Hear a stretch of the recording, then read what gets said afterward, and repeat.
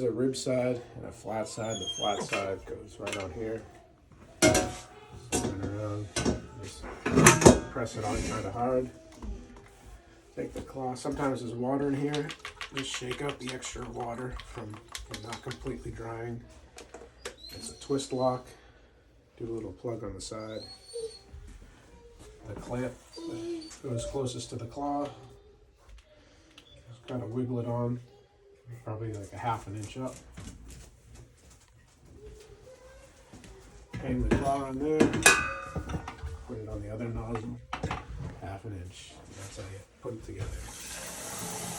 Fill up with hot water pretty much to the top. And then I put 2 drops of soap into there. Just a Yeti cup. Mix it around and that's what I'll wipe her down.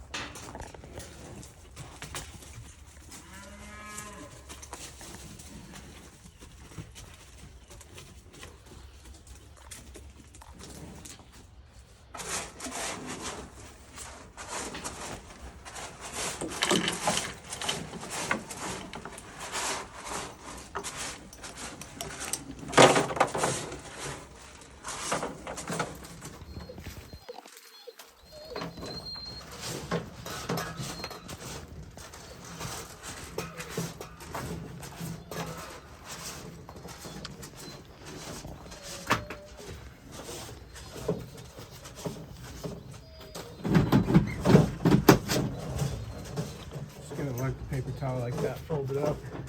And touch her to let her know that you're right here. And of course I'm on the paper towel and clean her nipples as needed. Fold it each time I go to a new nipple.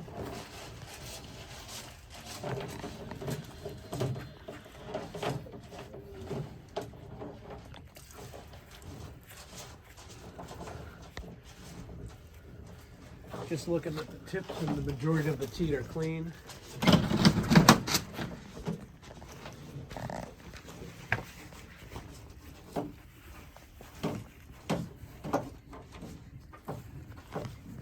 Pour a little hot water on it each time you do it to help clean. Sometimes she'll pick her foot up, so always be careful.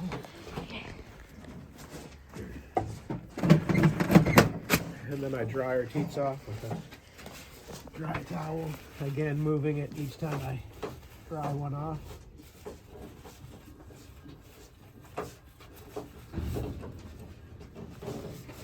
I just toss the towels back there on the ground. Strip each teat 4 times with a downward squeeze, not a pull, like you're wringing out the sausage casing. Again, I do it 4 times. And now she's ready to milk.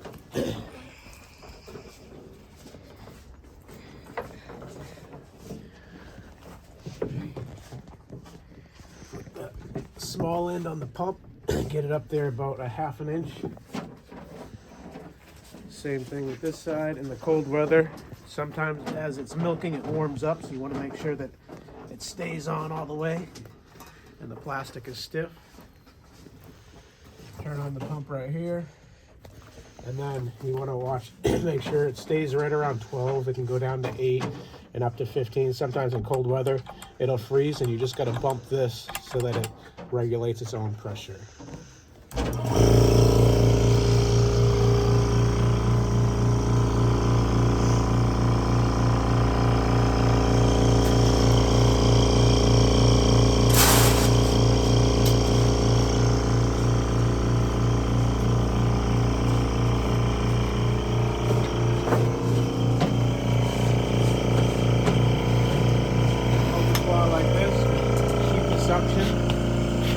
Crimp each one, and then I put one on at a time. Try to keep it crimped as you do it so that it stays on. I'll do the far quarter, and then the second far quarter, and then the close quarters.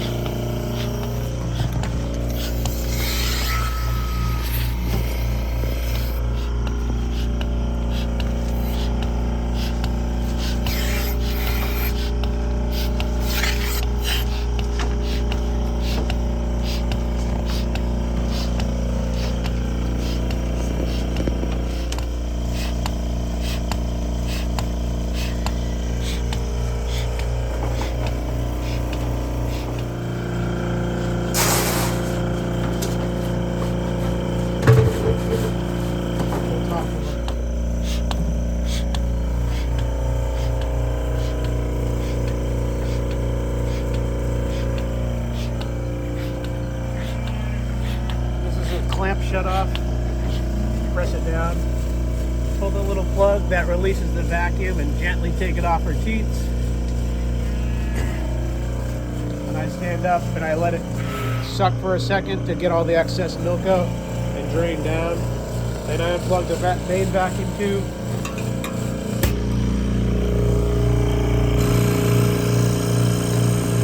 Loop it up over here. Rinse it out with the excess water. Fill up the tube.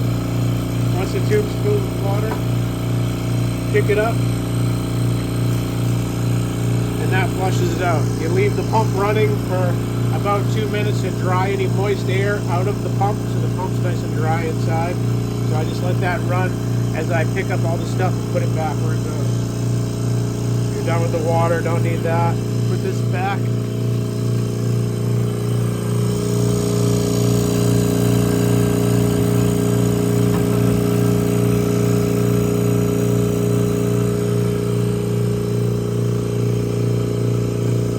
I'll shut that off early so we can hear. Pause it. So this is a teat dip. You just squeeze the sides and it fills up the center. I dip her back quarters first because they're shorter nipples and harder to reach in here. You just go slow to her. She won't get nervous. And her back nipples kind of sit together, so I kind of have to sneak them into the cup. The other ones, you just dunk it like that, and that's all you do. We're done with the knee pad. She's usually good about hanging out, just standing there. If she does get kicky, this is an anti-kick bar. It's very simple. It doesn't completely stop her from kicking, but she won't move really. You hook it under this little flap of skin right here, just like that, and over her backbone, and then she doesn't want to kick or move because it throws her off balance. She doesn't usually need it, but if she ever did, that's what she do, and she's pretty good.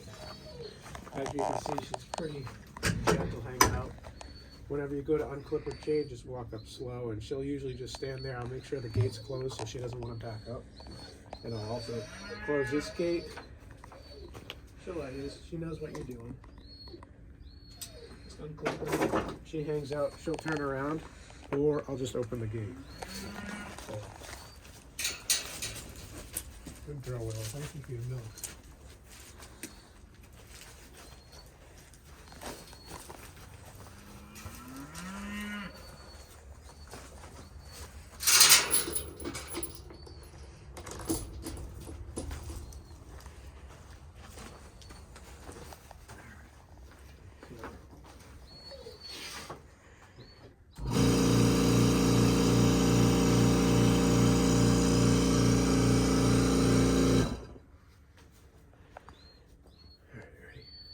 So this gate has two clips. You can clip it onto either one of those stainless things.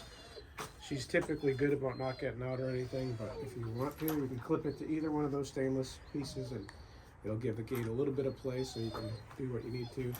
I'll typically give her 3 to 4 scoops of grain total. So I'll give her 1 scoop just to get her in, and then the other couple scoops as she's finishing it up, so that way she doesn't make a mess and drop it all over the place. And that should be it. The milk's kind of heavy, usually around 28 to 30 pounds. Bring in the cup.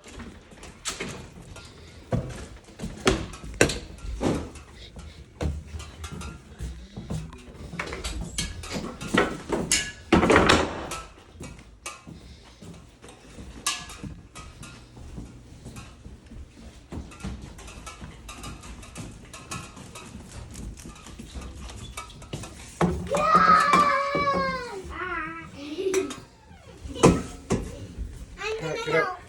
Get out. Go.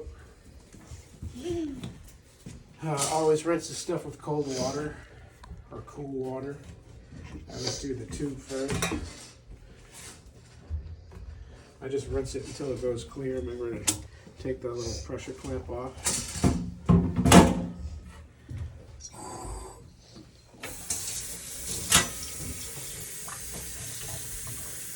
Hold it there until most of the milk's washed out. Then I'll grab the claw by the metal. You just rinse each one twice. Kind of get all the milk residue out of there as you can see it. It's not super critical because it gets washed. And then let it drain. I'll pick up the tubes and rest them on top of the claw so that way the water drains proper. If you take the top off, you just bang it with your hand to knock it free. Rinse the bottom of that. Pull this gasket out. Give it a rinse.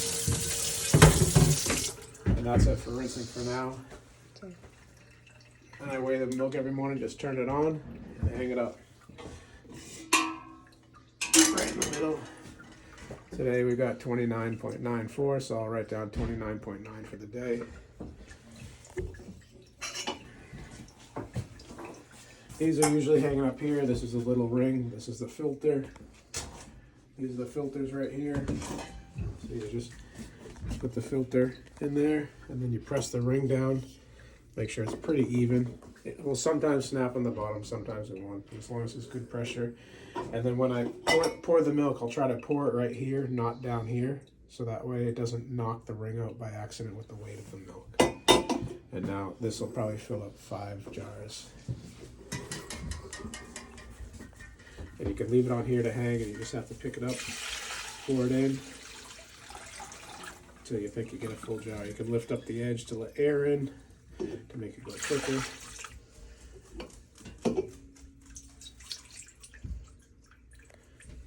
And just fill it up till it's full. Scoot it over, next jar. Tilt it to the side and bring this other jar. That way you don't get drips. Pour your next one.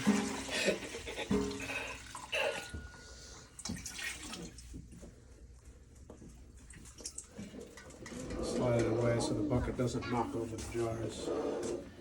Grab your next jar.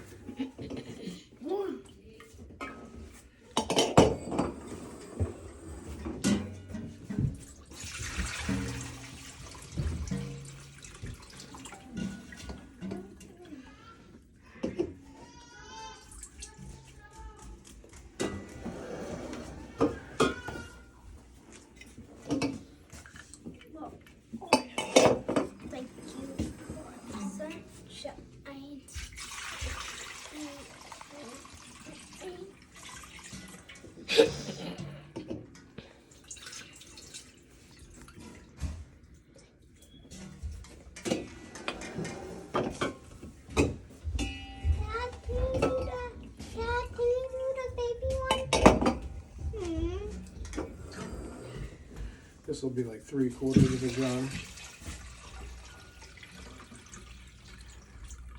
Maybe a full one. Yeah, probably a full one. So before I take that out, I'll take this off and I'll give it a rinse out in the sink, just till it's all clean and the milk residue's out of it. I'll wash off the top rim. And spray the inside.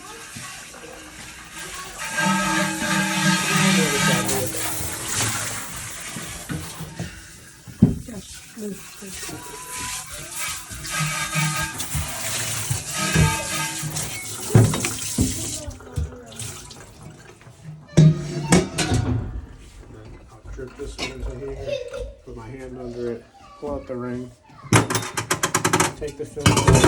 The filter catches any hair or anything. We have pretty clean habits, so it's not usually dirty. I'll rinse it off just so it doesn't drip everywhere. Throw those out after you're done. Give everything a rinse, and then just wash down any residue that you see in the sink, and then someone will be by later to clean all this and hang it back up on these hooks to drip dry for the rest of the day. I write the date that we pour the milk, which I think is 1/6.